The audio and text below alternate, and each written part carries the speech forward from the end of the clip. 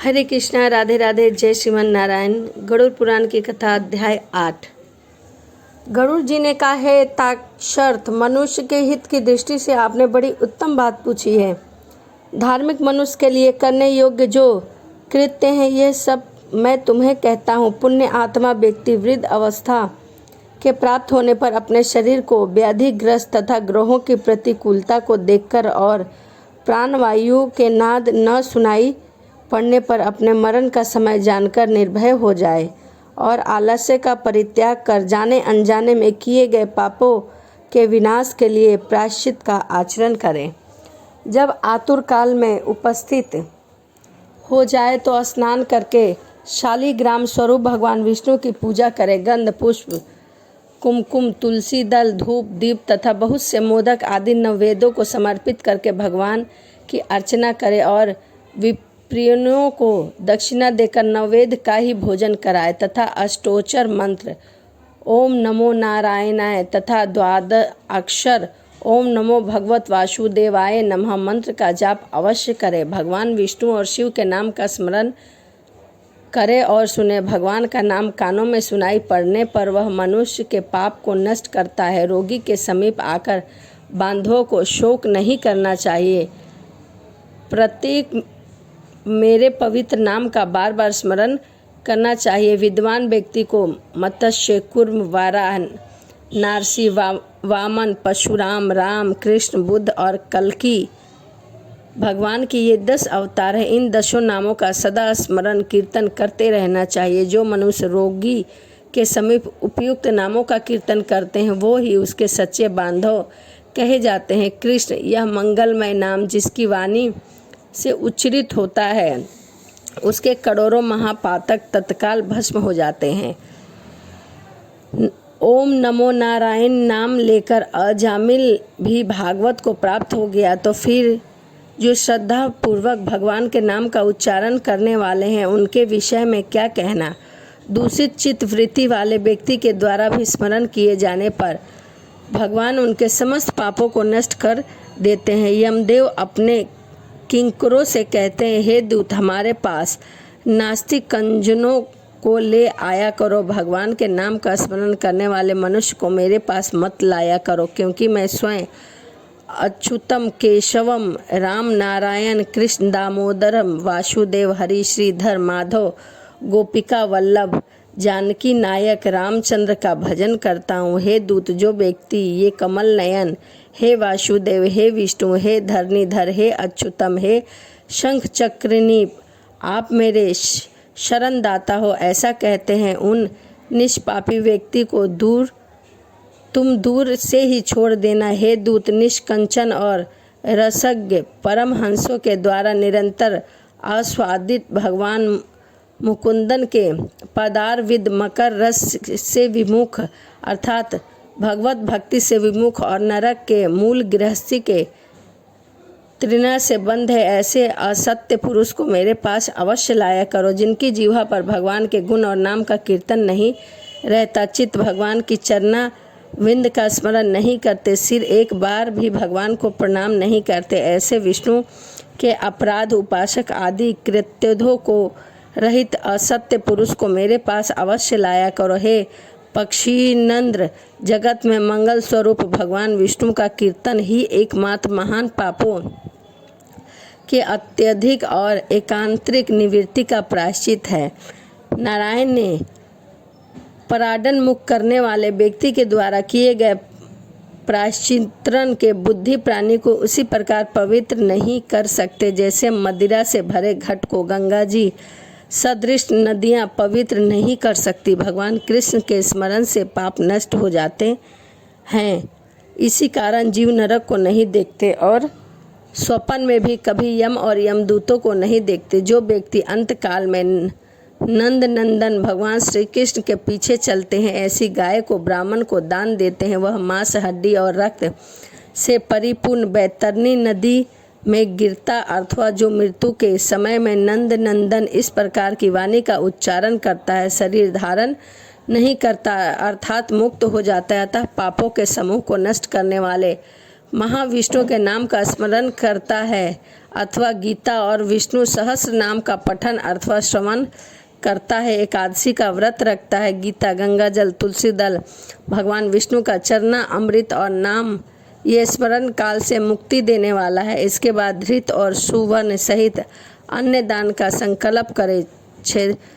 क्षेत्रीय ध्वज वेद पाठी ब्राह्मण को सत्व गौ का दान दे। हे ताक्ष, जो मनुष्य अंत काल में थोड़ा बहुत दान देता है वह पुत्र उसका अनुमोदन करता है, यह दान अक्षय होता है। सत्य पुत्र को चाहिए कि अंत काल में सभी प्रकार का दान दिलाए। लोक में धर्मद पुरुष इसलिए पुत्र के लिए प्राप्त करते हैं। भूमि पर स्थित आधी आंखें मूंदे हुए पिता को देखकर पुत्र को उनके द्वारा पूर्व संचित धन के विषय में तृणा नहीं करनी चाहिए। सत्य पुत्र के द्वारा दिए गए दान से जब तक उसका पिता जीवित हो तब तक, फिर मृत्यु के अंत तक आती वाहन शरीर से भी परलोक के मार्ग में दुख नहीं प्राप्त होता।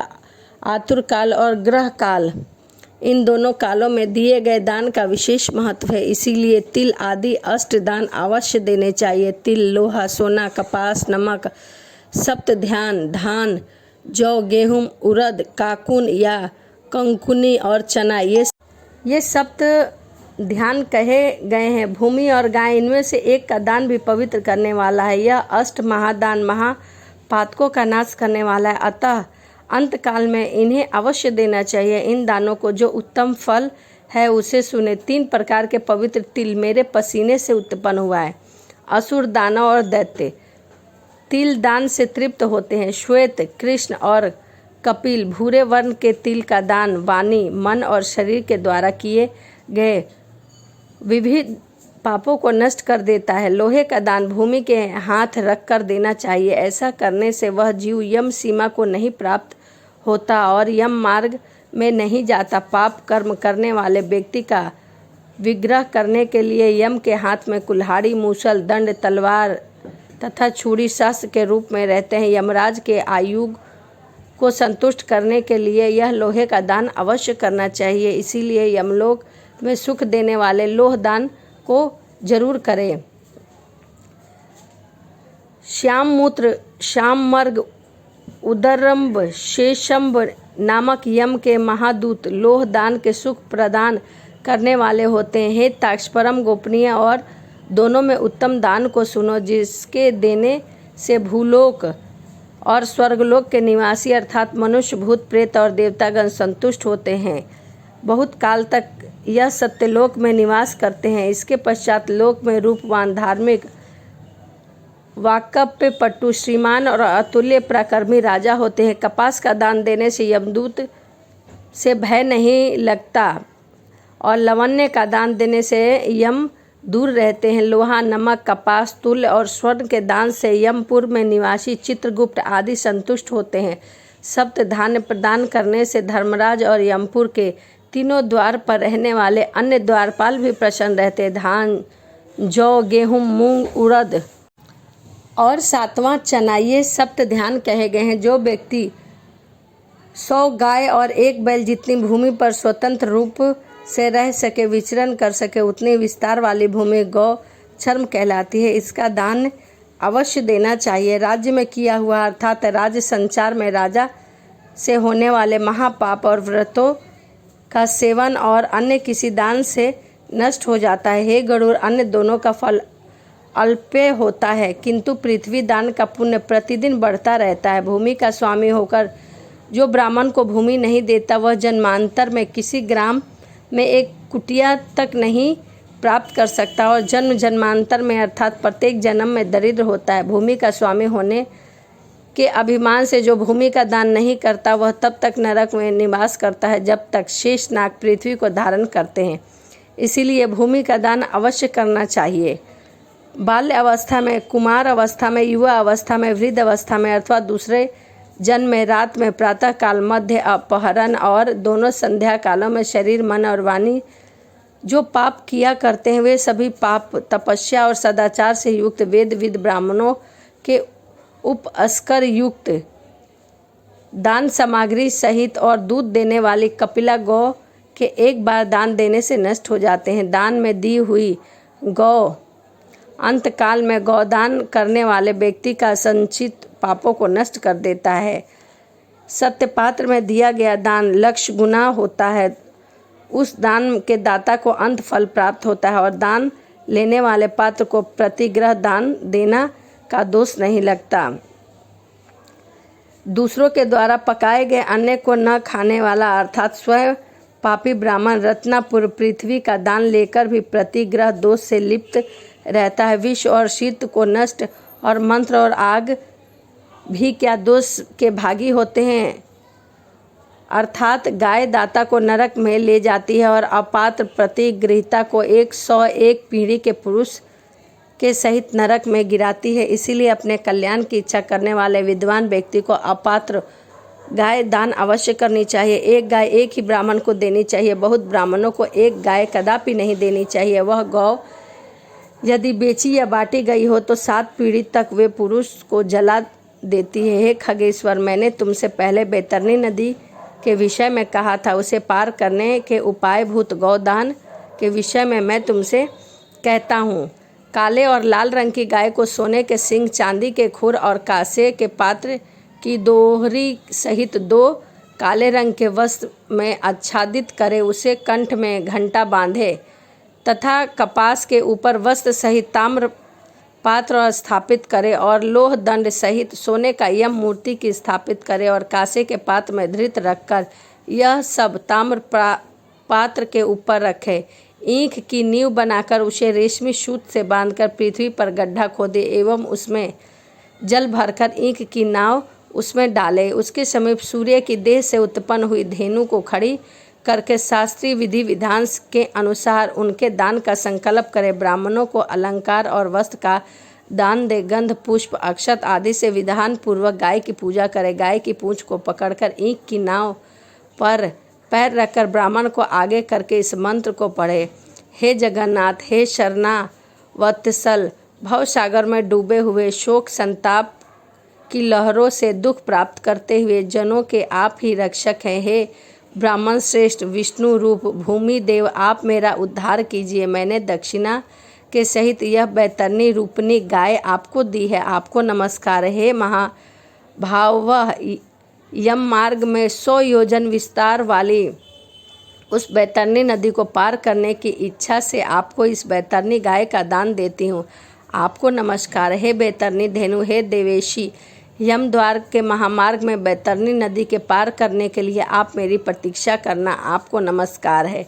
मेरे आगे भी गौवे हैं, मेरे पीछे भी गौवे हैं, मेरे हृदय में भी गौवे हैं और मैं गौवों के मध्य में निवास करूं। जो लक्ष्मी सभी प्राणियों में प्रतिष्ठित है तथा जो देवताओं में प्रतिष्ठित है, धेनु रूपा लक्ष्मी देवी मेरे पाप को नष्ट करे। इस प्रकार मंत्रों से भली भांति प्रार्थना करके हाथ जोड़कर गाय और यम की प्रतिदीक्षा करके सब कुछ ब्राह्मण को दान दे देना चाहिए। हे खग, इस विधान में जो बैतरणी धेनु का दान करता है वह धर्म मार्ग से धर्मराज की सभा में जाता है। शरीर की स्वास्थ्य अवस्था में ही बैतरणी विषयक व्रत का आचरण कर लेना चाहिए और बैतरणी पार करने की इच्छा से विद्वान को बैतरणी गाय का दान अवश्य देना चाहिए। हे खग, बैतरणी गाय का दान करने से महामार्ग में वह नदी नहीं आती, इसीलिए सर्वदा पुण्य काल में गौदान करना चाहिए। गंगा आदि सभी तीर्थों से ब्राह्मणों के निवास स्थान में चंद्र और सूर्य ग्रहण काल में, संक्रांति में, अमावस्या तिथि में, उत्तरायण